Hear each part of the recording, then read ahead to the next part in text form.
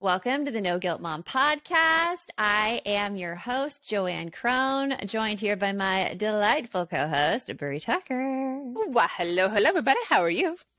I can never say your name without singing it, ever. Like, I just, inclination, like, impulse. But we're actually recording separately today because I'm fighting a bug and I don't want you to get sick.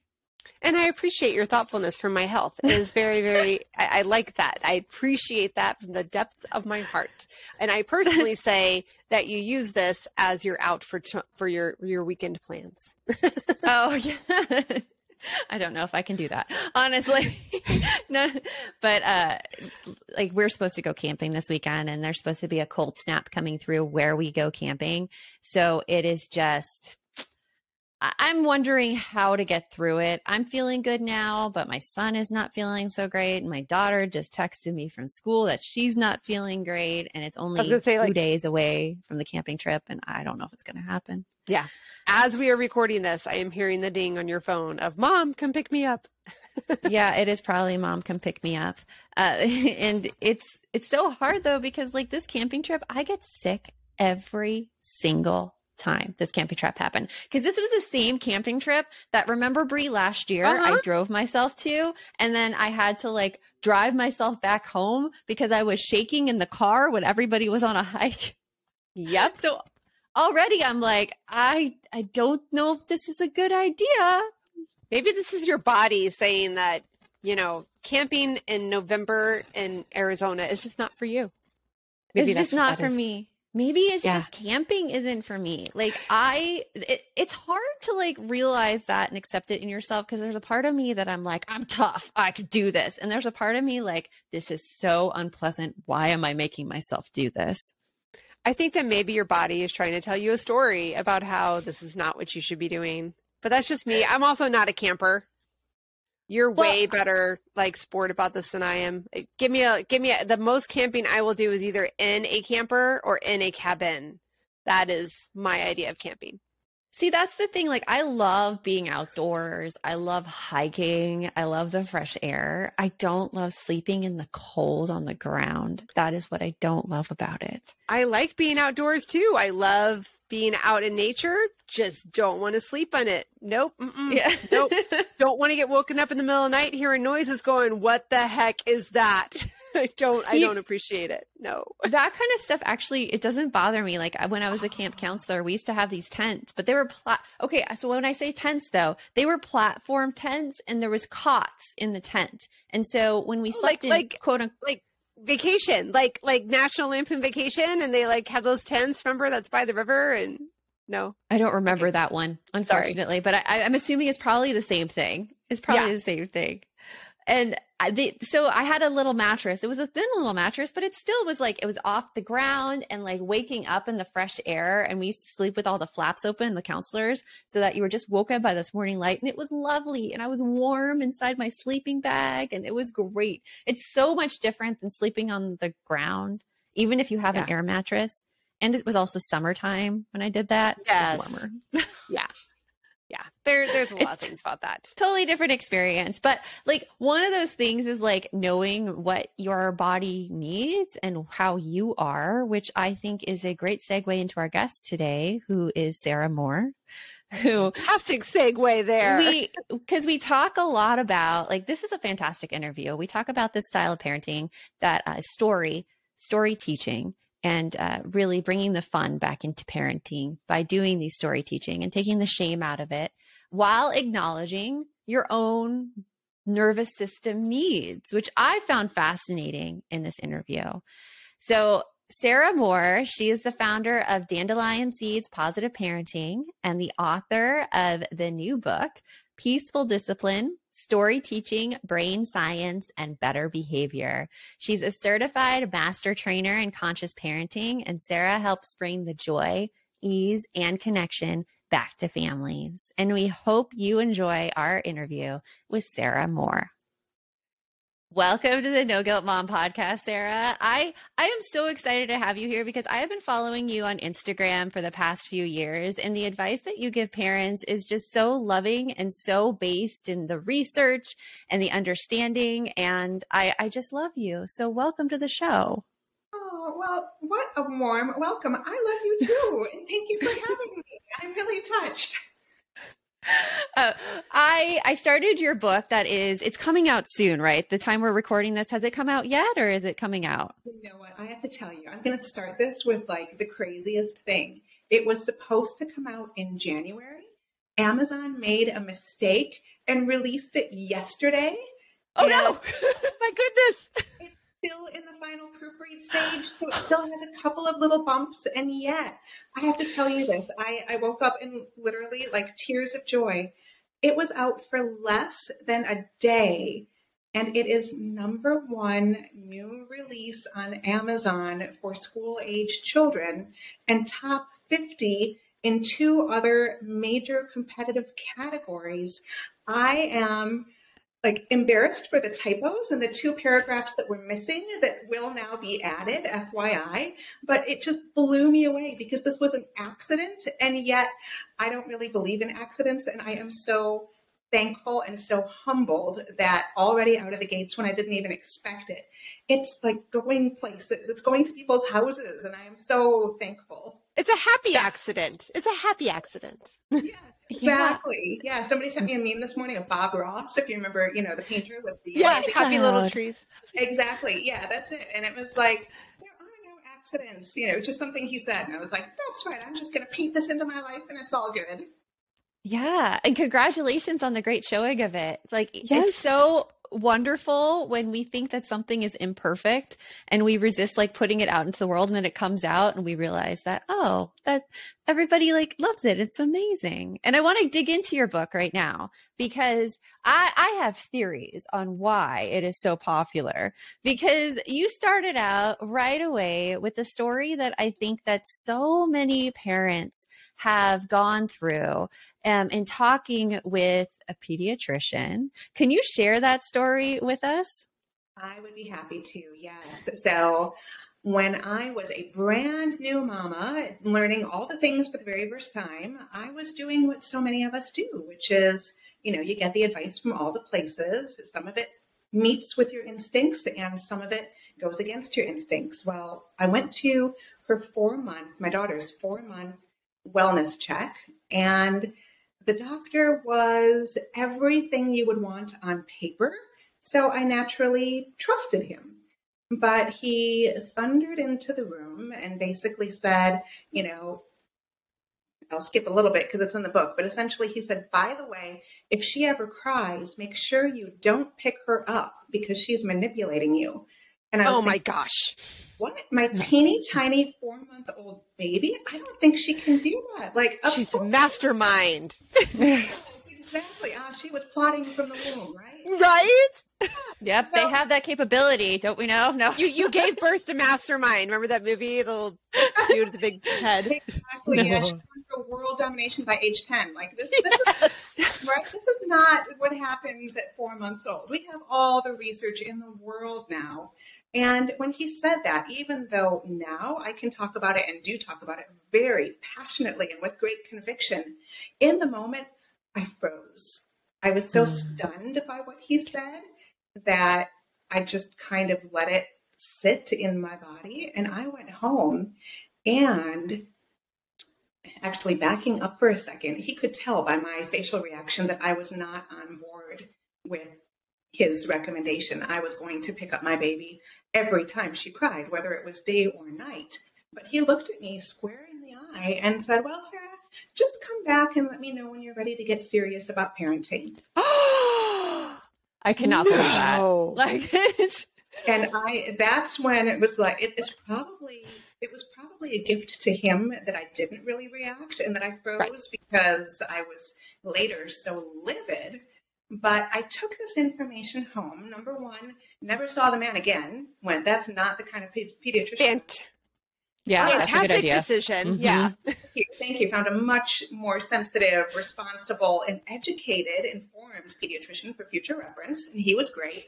But went home and started doing all of the research on why I absolutely should pick up my baby when she cried. It's all out there. And I started to write about it because I've always loved writing.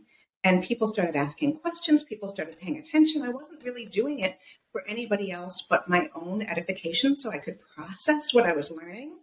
And that was really the basis for my quest to help educate other parents who, no matter their child's age, whether they're 4 hours old or 40 years old, all humans want and deserve a connection-based response every single time. Most definitely. And I think like so many of us moms, we know that intuitively that we should be picking up our kids. And I have a similar story to you when I had my firstborn, and I was just, at first I had postpartum depression and anxiety, but I came in and they're like, have you read this one book? And it's a book I won't name and then mention, but it was something about like timing feedings and making sure that, so you know it. And I read it and I'm like, and I started trying it because I knew nothing at that time about like what babies needed or how to like parent. And it just did not work. And I felt like a failure because of it. But parents are being given these totally like unrealistic expectations, not even based on like the science or anything. And so I love that you immediately dug into, why do I feel this way? And like, what supports my feelings, and why is this the best course to take? Well, thank you. And I'm sorry you went through that. I also had postpartum anxiety, and I'm so glad we can talk about this and normalize it because it's so common. And that book, oh my goodness, Linked with Failure to Thrive. I know exactly what you're talking about. And I love that we are now at a place where we know we don't have to parent perfectly. In fact, so much of my book talks about mistakes that I have made. Quick little aside, when I told my daughter that I was writing a parenting book, she legitimately looked me in the eye and said, oh, Mommy, is it about how to make mistakes? You're really good at that. Like, I'm going to take that as a positive. It's freeing. Like, we want our kids to make mistakes, so let's normalize mistakes. Let's normalize that. Yeah, it's a fantastic thing. It stings a little, but it's a good sting. Burns as it goes down. Yeah. Being human, and that's so much of what I want to do in this book. I want to normalize that we are not going to get it right every single time, and yet we can do some very specific things in our parenting that actually make parenting easier. And we can take books like the one that Joanne read and the one that I know about, and Bree, obviously you know it too, and we can say, thank you very much for the recommendation, and toss it out the proverbial window, right? We can use it for fire kindling. It's really good for that. But I will say this, like, what a fantastic gift is it that we are giving our kids, that we can acknowledge that we've made mistakes, and we can show them how you can learn from those mistakes and you can grow. So like, not only does that give our children the ability to be less likely to grow up with that pressure of perfectionism, like that I have to do everything perfectly, but it also gives them the ability to, I don't know, be humble and maybe not, throw a temper tantrum every time they don't win an election. Oh, sorry. No, okay, sorry. No, okay. I love it. Right? No, it's really raising kids to be that way and accepting mistakes. So I love that your daughter like pointed that out, and that you are normalizing the mistakes that we all parents make, because we all make them. One thing that I found really interesting about your book is this concept you have of story teaching, and teaching kids about emotional intelligence through the stories that you tell them. I first read it and I'm like, I am not a storyteller. How can I do this, Sarah? So could you give us like the rundown of your 3 types of stories that you use, or even just like how you came to this method? Yeah, absolutely. Well, first of all, for you, Joanne, and for anybody else on the planet who has that same worry, I am not a storyteller, I have good news for you. You have a part of your brain called the hippocampus that is a storyteller. You don't have to do this consciously. It does not have to be anything tricky. There is no book report required. Storytelling is something we do naturally in conversation all the time. So the first thing I want to do is redefine it from something that requires incredible creative prowess to just conversation where we're talking about things with our kids. And there are 3 different types of story teaching, as I call it, that we can do. We can do proactive story teaching, which is we know something is going to come up, so we need to talk about it. We can do in the moment story teaching, all right, things are going sideways right now, and I need a way to help get things back on track. And we can do retroactive storytelling. Something didn't go the way we wanted, or perhaps it went beautifully and we want to repeat that. We can work through stories about that event. And all three of these speak directly to that beautiful hippocampus. And again, nobody has to memorize the fancy brain terms, but that fancy part of the brain that says, I want to remember this, because the memory is actually the key to storytelling. And when we use stories to directly go straight to the memory center, it makes our children so much more likely to remember them in the future. So we don't have to keep spinning our wheels, teaching them and reteaching them the same things over and over. And it makes parenting so much easier. Yeah, and I love this concept because there's been so much work done with seeing like the power stories in cultures and how people used to tell tales to enforce like morals or to really make sure people steer clear of danger. So using this in our own parenting is so interesting to me. I want to dig into each of them individually. So let's start first with the proactive storytelling. What kind of situations do you see that like parents could use this proactive storytelling? Sure. So many. So first of all, we know that many of the situations our children are going into, they're going into for the very first time. It might be learning to use the toilet on their own. For little kids, it might be going to school for the first time or childcare. It might be going to the first birthday party. It might be going to junior high for the first time. The good news is this actually does not expire. So I don't want anybody to think this is just for little kids. You know, I'm 48 years old and I still learn this way too. So we can talk about things that are going to happen to help create emotional safety for the child. So I have some sample stories at the back of the book to illustrate for parents the types of stories they can tell. And I will be very forthcoming in saying these stories are not perfect. I am not a children's book author. But for example, I talked about using the toilet for the first time. We might read about baby bunny watching mommy bunny use her litter box. But that's something that the little child can picture in their brain and have an emotional anchor to, where they have started to feel safety around the concept. And next thing you know, it doesn't feel like this big, scary transition when it's their turn. Same thing with all of the other examples I gave. We can simply tell a story about it. By the way, it can be fact or it can be fiction. It can be baby bunny or it can be, you know what, I'm going to switch the example because I don't actually remember my toilet journey. It's okay. That would be a phenomenal memory if you did. I would say, like, you need to bottle whatever it is you got going on in your brain there.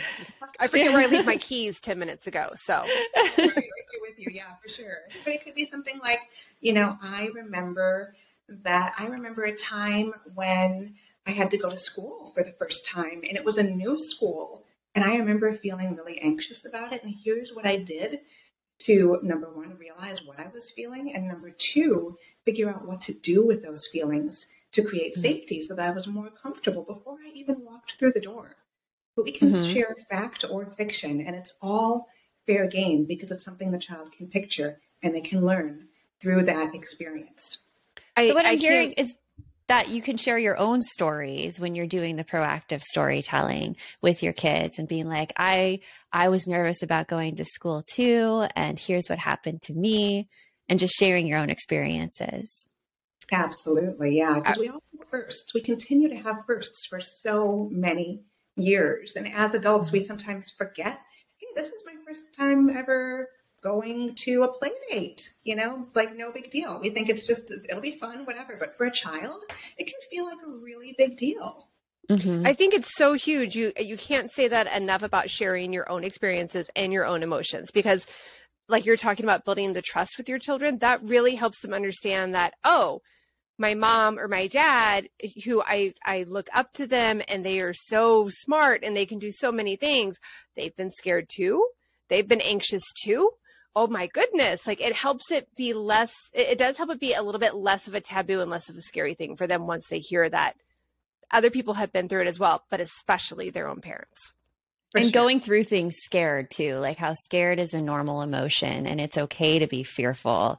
But like you use certain steps and skills to get through that fear. So I love that, the proactive.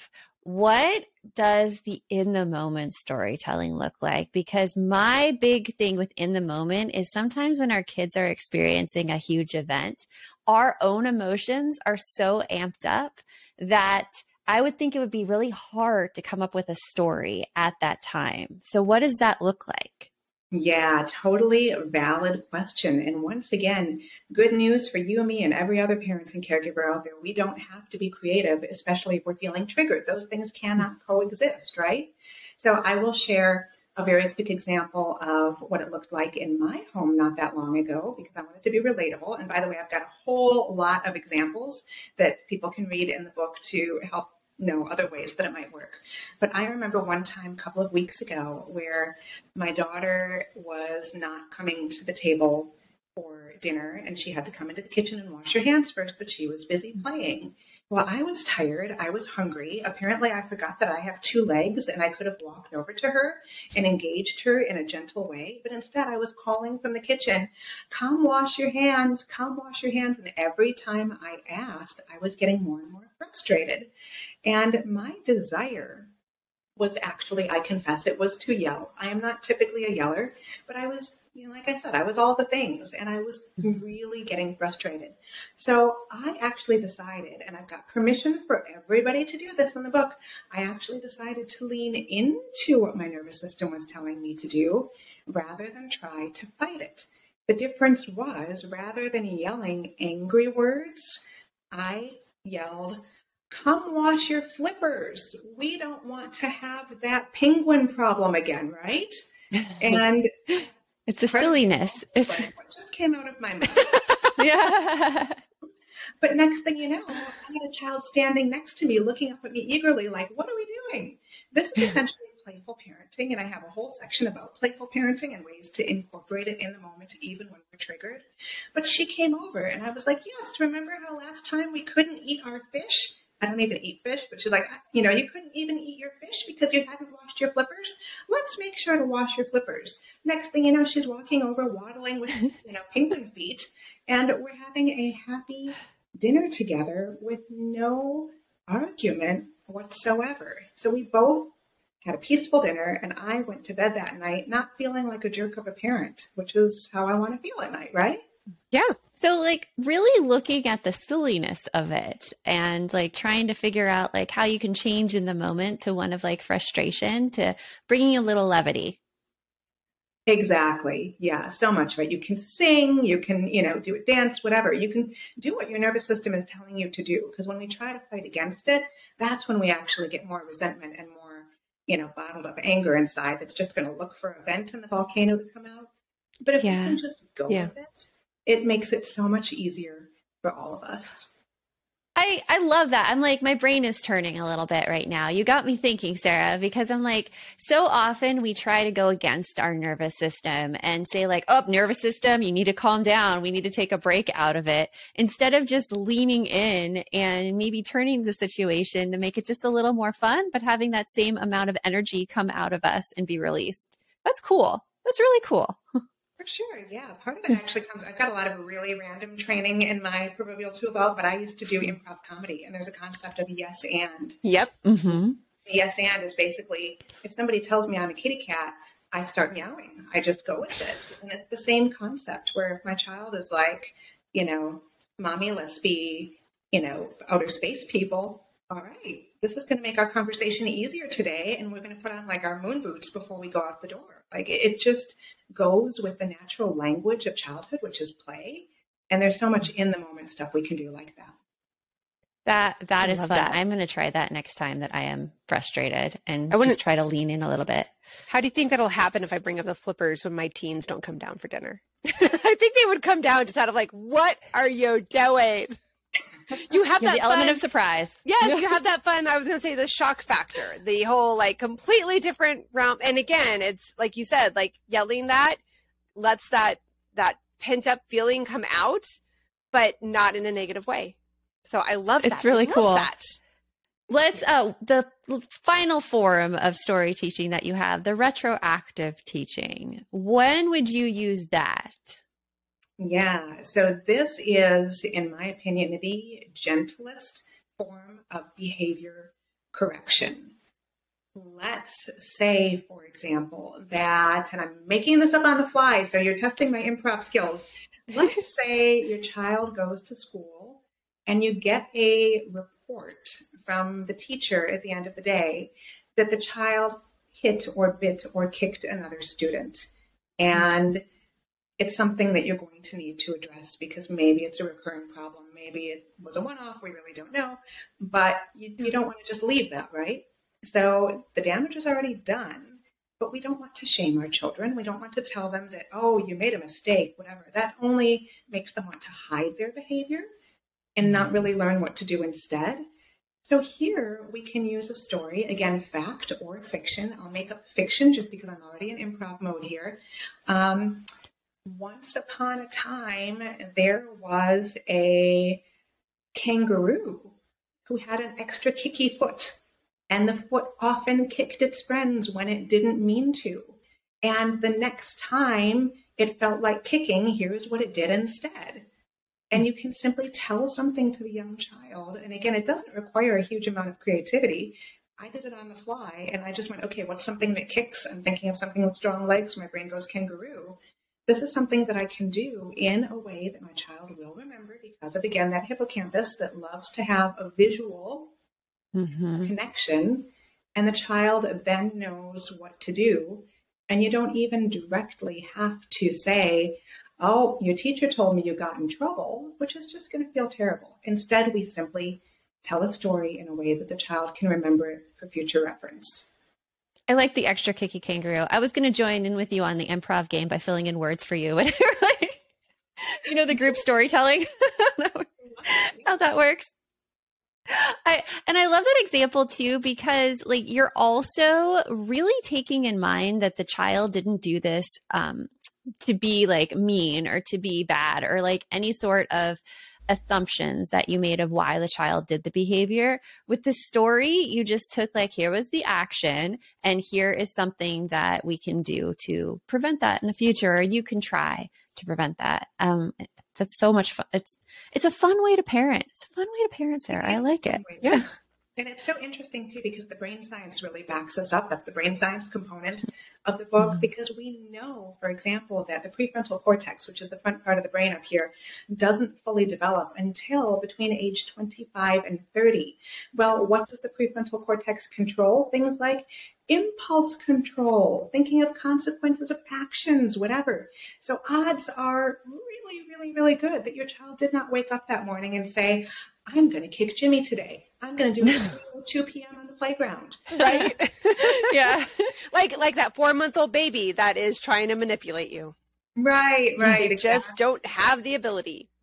No, not at all. So we can work with the brain instead of against it. Yeah. I love it. You've given me so much to think about. And I hope that anyone who's listening right now, like you are going to take something that Sarah suggested today and use a story in your parenting. Sarah, what are you excited about right now that's coming up for you? Oh my goodness. Well, personally, let's see, my very own mom, who I haven't lived close to for more than 20 years, is moving 20 minutes away from me. So my daughter gets to know grandma better.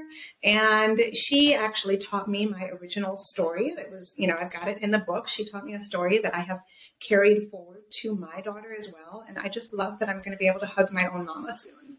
Oh, that's amazing. Where's she moving from, out of curiosity? Sure. She was right on the Arizona-Utah border. Oh, okay. Awesome. Well, that is a great thing happening. I'm excited. Well, that you're is also what we excited about need. your book. The thing that wasn't There's that.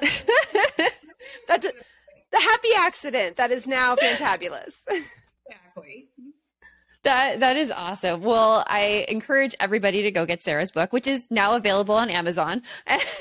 Much to her And it has so many great stories and great examples that I know it's going to be a help to so many people. So thank you so much, Sarah, for being on the podcast. I have so many more questions to you and we could talk forever. But it was so great talking with you today.